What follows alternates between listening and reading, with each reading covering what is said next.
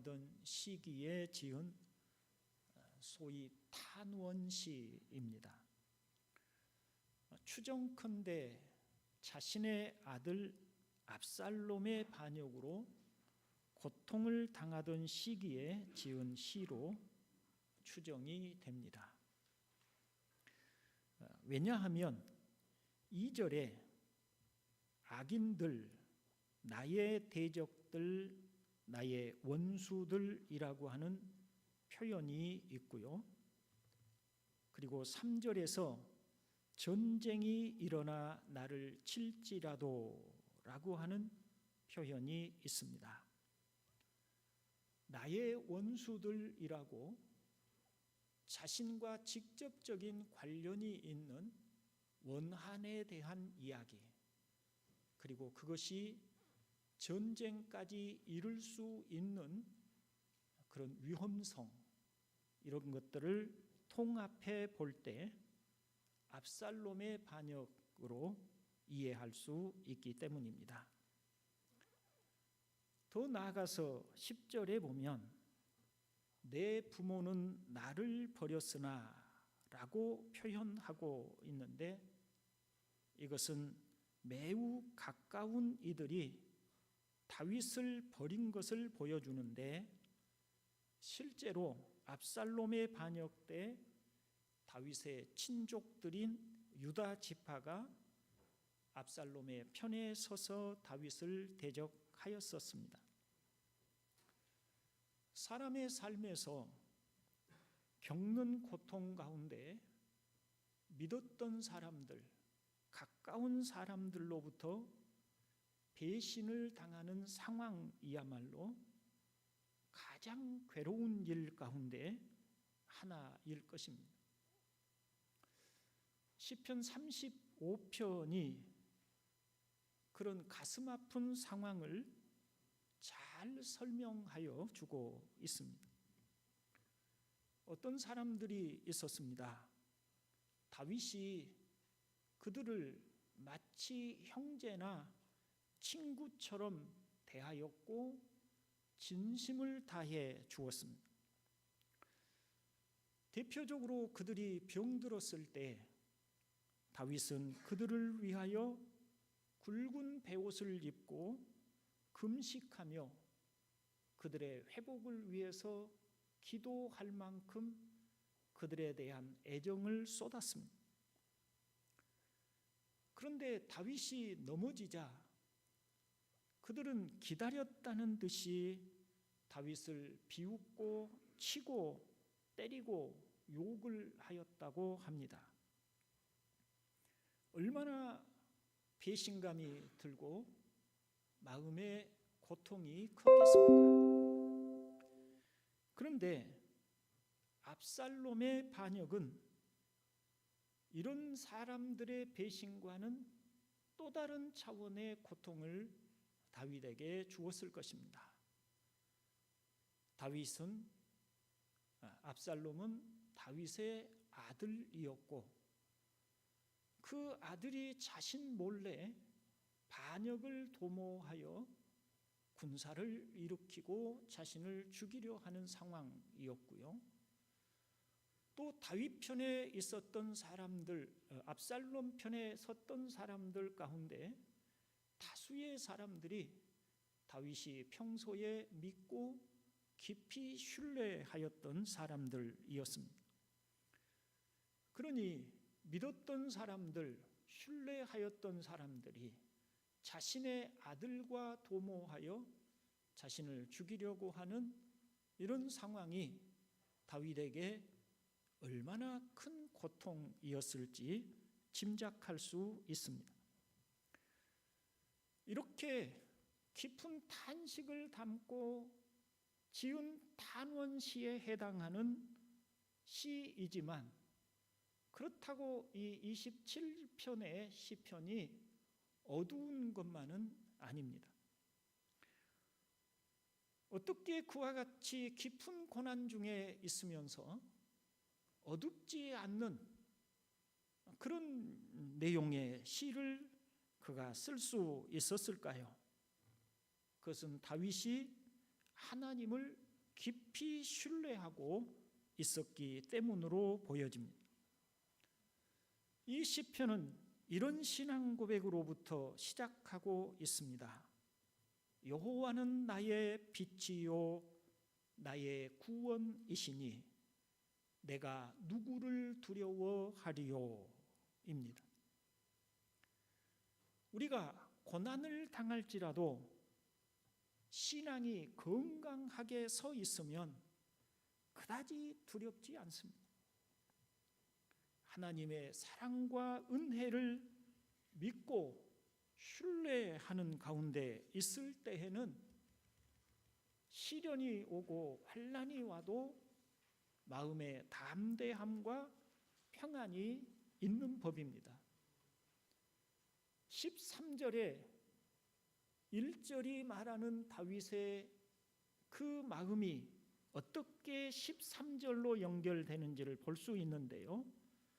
내가 산자들의 땅에서 여호와의 선하심을 보게 될 줄 확실히 믿었도다. 확실히 믿었도다. 이렇게 말씀을 하고 있습니다. 이렇게 시인은 말로 다 할 수 없는 깊은 시련과 환난을 당하였고, 그래서 하나님 앞에 탄원하고 있지만 그럼에도 불구하고 그는 하나님에 대한 깊은 신뢰감을 가지고 있는데요. 그러나 이럴 때라도 시인은 기도하고 있는 것을 보게 됩니다. 분명 그의 시에서는 하나님이 자신과 함께 하시고 반드시 자신이 겪고 있는 시련에서 승리하게 될 것을 믿었지만, 그렇다고 가만히 앉아 있어서 하나님이 이루어 주실 승리만을 기다리고 있었던 것은 아닙니다. 그는 자신이 당하는 고난의 때가 하나님이 기도하라고 부르시는 때로 알았던 것입니다. 다시 말씀드립니다. 자신이 당하는 고난의 때가 하나님께서 기도하라고 부르시는 때로 알았습니다. 여러분, 우리라고 다윗과 무엇이 다르겠습니까?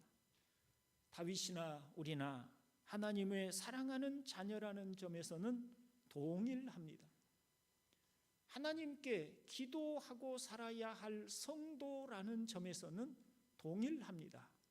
그러므로 고난의 때가 곧 기도하라는 때임을 알았던 다윗처럼 우리도 마땅히 그렇게 알아야 할 줄로 믿습니다. 이제 7절로 8절에서 다윗이 어떻게 이 부분을 설명하고 있는지를 살펴보겠습니다. 먼저 고난의 때에 주의 얼굴을 찾아야 한다는 것을 말을 합니다. 8절에 보면 너희는 내 얼굴을 찾으라 하실 때에 내가 마음으로 주께 말하되, 같이 읽습니다. 여호와여 내가 주의 얼굴을 찾으리이다 하였나이다 라고 하였습니다. 얼굴이라고 하는 단어는 많은 함의를 가지고 있는 단어입니다.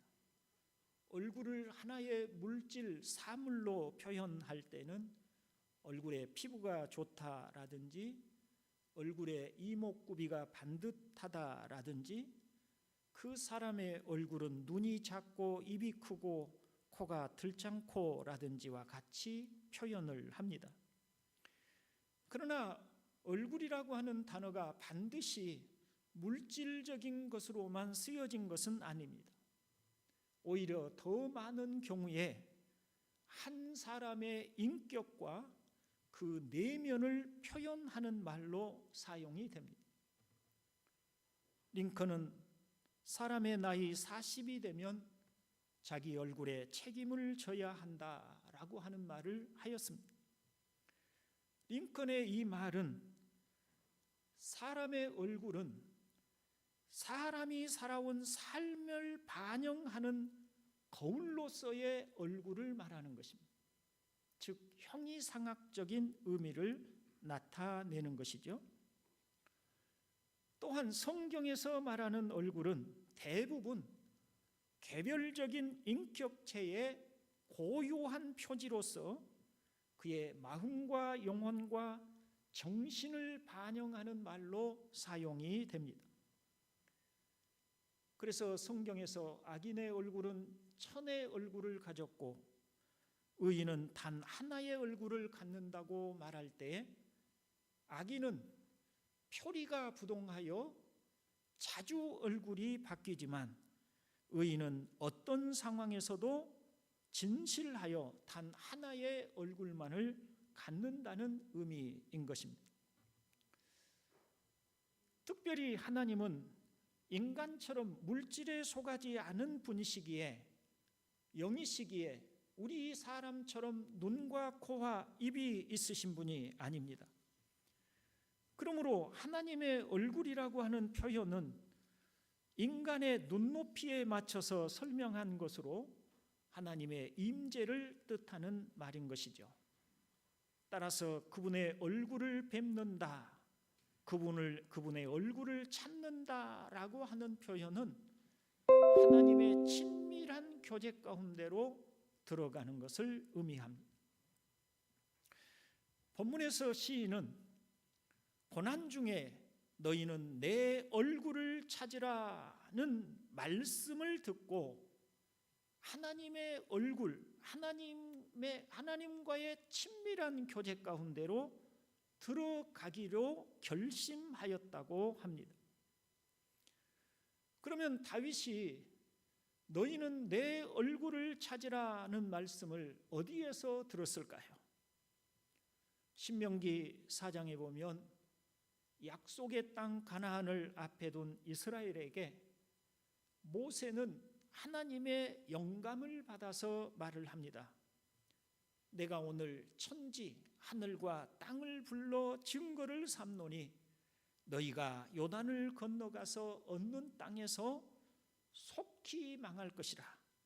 너희가 거기서 너희의 날이 길지 못하고 전멸될 것이라고 모세가 말을 하였습니다. 어찌 보면 악담처럼 보입니다. 젖과 꿀이 흐르는 땅, 하나님이 약속해 주신 그 땅을 이제 막 부푼 꿈을 안고 들어가려고 하는데 너희는 거기 가서 속히 망할 것이라고 말을 하고 있으니 악담처럼 들렸을 것입니다. 그런데 모세의 의도는 이것입니다. 모세가 그동안에 이스라엘 백성들을 이끌고 오는 과정에서 사람의 부패함과 죄로 깊이 오염된 타락된 본성을 보았습니다. 그러므로 그는 이스라엘 백성들이 평화로운 땅, 풍요로운 땅에 들어가면 그들의 마음이 변심하여 하나님을 떠날 것을 알았고, 그러면 하나님이 거룩하신 분으로서 그런 이스라엘을 그냥 두지 않으시고 심판하실 것을 알았습니다. 그래서 모세는 너희가 그 땅에 들어가면 속히 망할 것이라고 말을 한 것입니다. 그렇게 하나님의 진노를 받아서 이방 땅에 흩어지게 될 때, 그때 모세는 또 하나의 권면을 합니다. 신명기 4장 29절 함께 읽어봅니다. 그러나 내가 거기서 내 하나님 여호와를 찾게 되리니 만일 마음을 다하고 뜻을 다하여 그를 찾으면 만나리라. 이렇게 모세가 한 말을 다윗이 들었습니다. 시련을 당하게 되면 사람은 자신을 도와줄 분을 찾게 될 것인데 하나님이 그들을 도와줄 분이시라는 것입니다. 그런 하나님을 마음을 다하고 뜻을 다하여 찾으면 하나님께서 그들의 소리를 들으시고 도와주실 것이라는 말을 하고 있는 것입니다.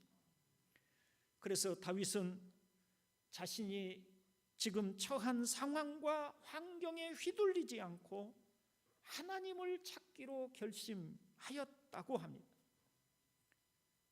우리에게도 상황과 환경에 휘둘리지 않고 하나님의 얼굴을 찾음이 있어야 할 줄로 믿습니다.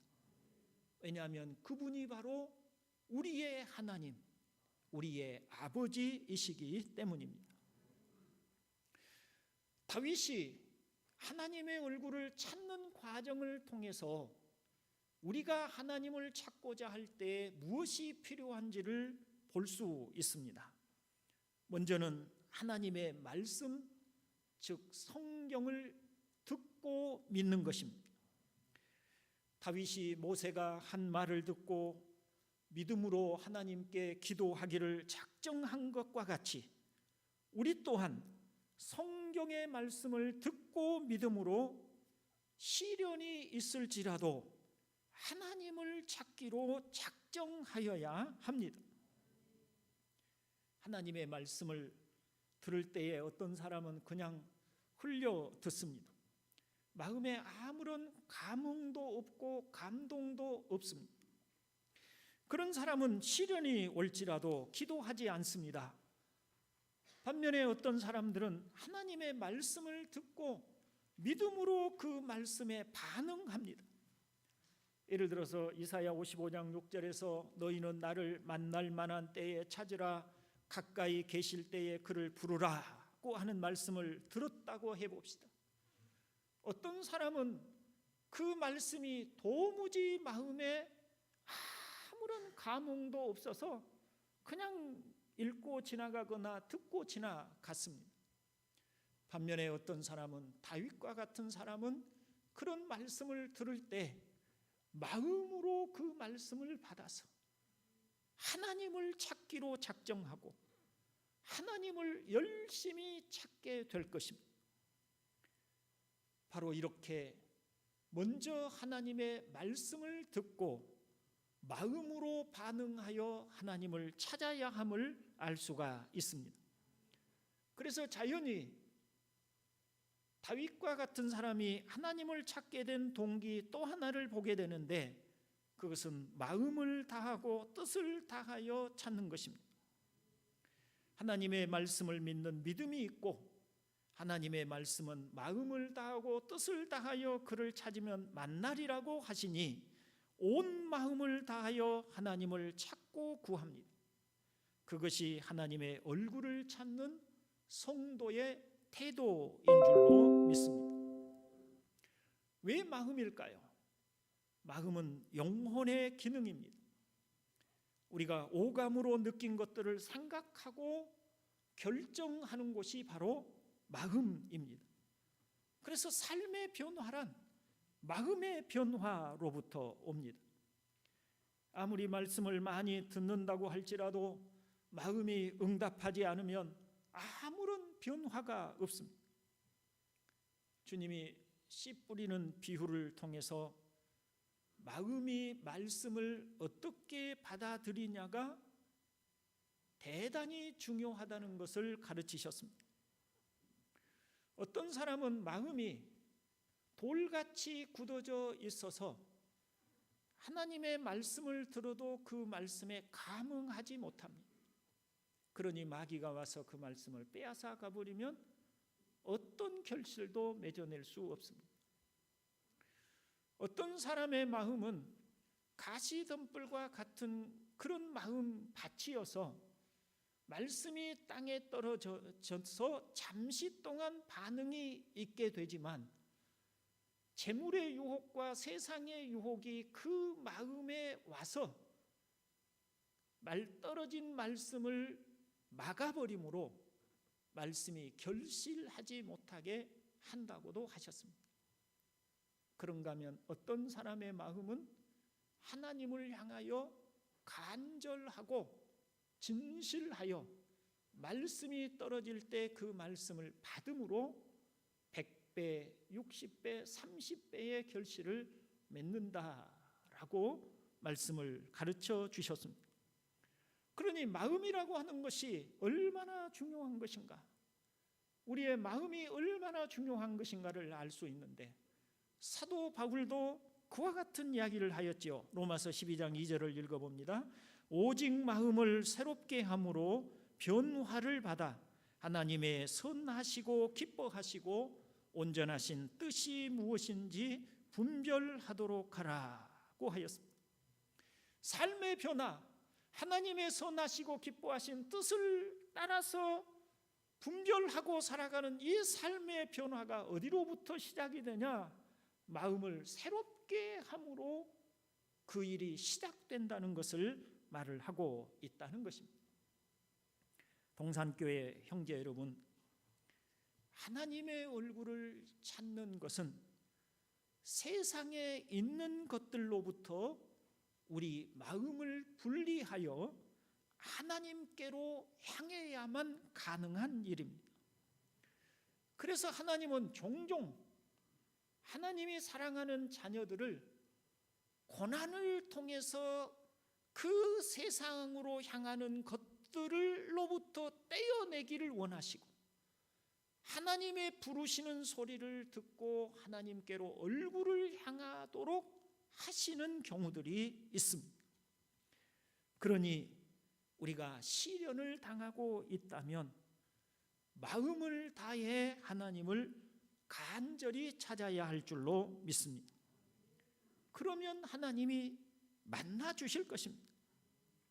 아니, 시련이 오기 전에 먼저 우리의 마음을 하나님께로 향하고 그분의 얼굴을 찾으면 어떤 시련이 찾아올지라도 두려워하거나 흔들리지 않을 것입니다. 시련이 오지 않는다는 것이 아닙니다. 시련이라고 하는 상황이 우리에게 올지라도 하나님께로 얼굴을 향하고 그분을 찾아서 그분을 만나게 되면 그 시련이 우리를 넘어뜨리지 못하게 되고 우리는 담대함과 평안함을 가지고 시련을 견디어 나가고 이겨나갈 수 있는 힘을 얻게 된다는 것입니다. 그러니 여러분, 올 한 해가 심히 어려워질 것이라고 모두가 예측을 하니 바로 지금이 우리가 하나님의 얼굴을 찾고 기도할 때임을 믿으시기 바랍니다. 다음으로 고난의 때에 하나님의 얼굴을 찾는 그것과 더불어 소리내어 부르짖으라고 말씀을 합니다. 7절을 같이 읽어봅니다. 여호와여, 내가 소리내어 부르짖을 때에 들으시고 또한 나를 긍휼히 여기사 응답하소서. 아멘. 여기서 부르짖을 때에 이 부르짖는 기도는 하나님을 향한 간절한 마음의 표현입니다. 평상시에 기도할 때는 우리가 별로 그렇게 막 소리 지르면서 기도하지 않지요. 잠잠히 기도하거나 조용한 소리로 읊조리면서 기도합니다. 그러나 마음이 답답하고 괴로움으로 가득할 때, 도움이 절실히 필요할 때는 기도하다 보면 우리도 모르는 사이에 목소리가 높아지고 소리가 점점 커져 가게 되고, 그래서 부르짖는 기도가 됩니다. 그렇다고 소리가 높다고 해서 하나님이 그 기도를 들으신다는 것은 아닙니다. 마음의 간절함도 없이 습관적으로 소리를 높여서 기도하는 것은 하나님께서 보시지 않습니다. 왜냐하면 하나님은 기도하는 사람의 마음의 소리에 귀를 기울이시는 분이시기 때문에 그 소리의 높고 낮음이 아니라 마음이 얼마나 간절한가를 보신다는 것입니다. 우리는 종종 하나님께서 사람의 마음을 들여다보고 계시는 분이시라는 것을 잊어버릴 때가 있습니다. 예를 들어서 대표 기도를 할 때 사람을 의식하여 사람에게 들으라는 식의 기도를 종종 하는 경우들이 있습니다. 마태복음 6장 5절에서 주님은 또 너희는 기도할 때에 외식하는 자와 같이 하지 말라. 그들은 사람에게 보이려고 회당과 큰 거리 어귀에 서서 기도하기를 좋아하느니라. 내가 진실로 너희에게 이르노니 그들은 자기 상을 이미 받았느니라 말씀을 하셨습니다. 여기서 주님은 사람을 의식하여 기도하는 사람을 외식하는 사람이라고 말씀을 하셨고, 사람에게 보이려고 하는 기도는 사람에게 보이는 그 순간 이미 그 기도에 대한 상을 받아버린, 보상을 받아버렸다고 말씀을 하시는 것입니다. 이미 그 기도의 효력을 다 본 것입니다. 사람들에게 들으라고 사람들을 의식하여 하는 기도는 사람들이 듣는 그 순간에 그 기도의 효용이 다하였다는 것입니다. 그러나 기도는 하나님을 향하여 하는 것입니다. 그러니 기도할 때는 마음이 하나님을 향하도록 하여야 하고 하나님을 찾으며 기도해야 할 줄로 믿습니다. 간절히 기도하는 다윗의 기도를 시편에서 많이 찾아볼 수 있습니다. 그중에 다윗의 인생 말년에 드린 기도로 추정되는 시편 39편을 들 수가 있습니다. 여기서 다윗은 자신의 잘못을 회개하고 있습니다. 그는 하나님 외에 자신의 소망이 없음을 알았습니다. 그래서 시편 39편 7절에서 주여 내가 무엇을 바라리요 나의 소망은 주께 있나이다 라고 하였습니다. 주님밖에는 자신에게 소망이 없는 줄을 알았기 때문에 자신이 처한 상황에서 다른 어떤 것도 자신에게 도움이 되지 못하고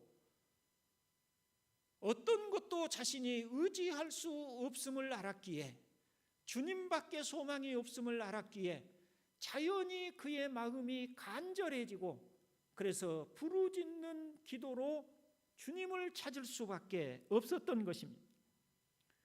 시편 39편 12절로 13절을 같이 읽어봅니다.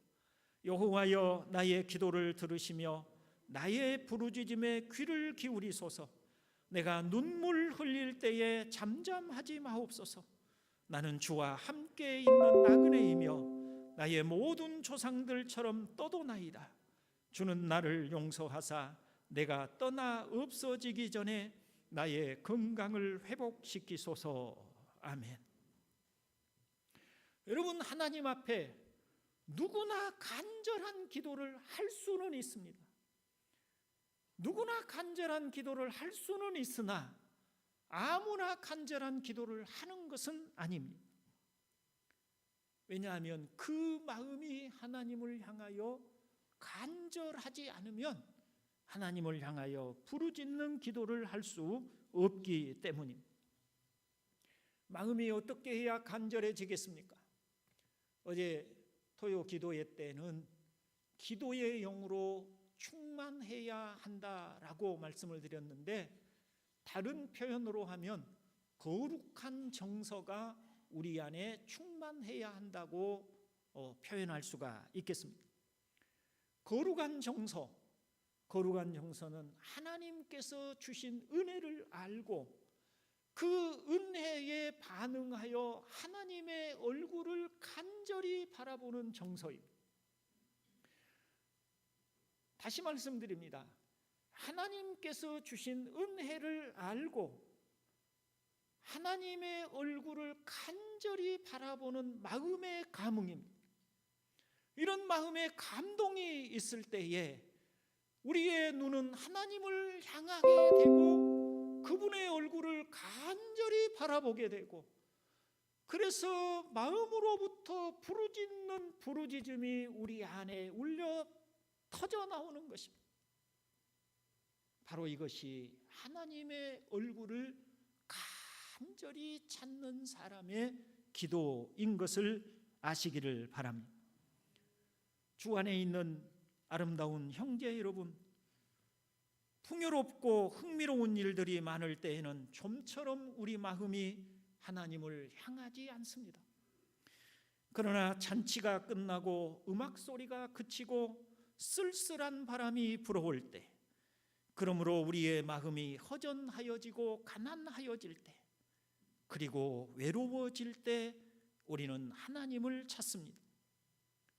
바로 지금이 하나님을 찾아야 할 때입니다. 젊고 혈기방장하며 왕성한 의욕으로 넘쳐나는 때가 지나서 육체의 힘이 약하여지고 곁에 사람들이 하나둘씩 떠나가고 이제 삶을 정리하여야 할 때처럼 되었을 때 우리는 하나님을 찾을 때임을 알아야 합니다. 자신의 힘으로는 어찌할 수 없는 상황임과 자신의 능력으로는 감당하기 어려운 일들을 바라보며 하나님밖에는 소망이 없으며 의지할 분이 없음을 깨달을 때, 그때가 바로 소리내어 기도할 때입니다. 많은 경제적 시련이 다가올 가능성이 있고 마치 잔치의 파장이 된 것과 같이 풍요로운 시기가 점차로 사라져가고 이제 가난하고 쓸쓸한 때를 맞이할 가능성이 많은 지금, 우리는 이제 하나님의 얼굴을 찾고 구할 때가 되었음을 알아야 할 것입니다. 그래서 이제 2023년 우리는 기도로 한 해를 시작하기를 원합니다. 밤에도 부르짖어 기도하고 새벽에도 하나님을 찾고 기도할 수 있기를 바랍니다. 그래서 우리 앞에 어떤 일이 닥쳐올지라도 하나님의 얼굴을 찾는 우리들이기에 두려움 없이 담대함과 평안함으로 우리 앞에 놓인 일들을 담담히 받아들이고 그 시련의 거친 골짜기를 지나가는 한 해가 될 수 있기를 주님의 이름으로 축원을 드립니다. 이 시간에 우리 함께 잠시 동안 기도합니다. 하나님께서 우리에게 기도의 영을 충만히 부어주셔서 우리 교회가 올해를 시작하기 전에 뜨거운 기도로 하나님 앞에 기도할 수 있는 교회가 되고 그런 기도의 은혜가 우리 가운데 가득하시기를 이 시간에 잠시 동안 기도합니다. 자비로우신 하나님 아버지, 오늘 우리에게 지금이 하나님을 찾아야 할 때이며 하나님을 찾고 부르짖어야 할 때이며 소리내어 하나님께 간구해야 할 때임을 말씀하여 주셨습니다. 하나님 아버지, 우리의 영혼이 하나님을 향하기를 원합니다. 우리의 마음이 주님을 찾고 간구하기를 소원합니다. 선하신 아버지 하나님이여, 우리의 마음이 기도의 영으로 가득 차게 하여 주시옵소서. 우리의 마음이 하나님을 향하여 뜨거워지게 하시옵고 우리의 눈이 주님을 바라보며 주의 얼굴을 찾게 하여 주시옵소서. 우리 동산교회가 기도로 충만해지고 뜨거워지는 교회가 되게 하여 주옵소서. 우리 하나님의 역사와 능력을 경험케 하여 주시옵소서. 감사를 드립니다. 자비로우신 아버지, 우리 동산교회가 올해에는 기도의 영으로 충만하고 뜨거운 교회가 되기를 원합니다. 하나님의 얼굴을 찾고 구하고 그리고 하나님을 만나고 하나님께서 주시는 위로를 얻으며 올 한 해 우리의 삶의 길을 걸어가는 교회가 되게 하여 주시옵소서. 예수님의 이름으로 기도드리옵나이다. 아멘. 제가 성가대 찬양을 그냥 지나쳤지요.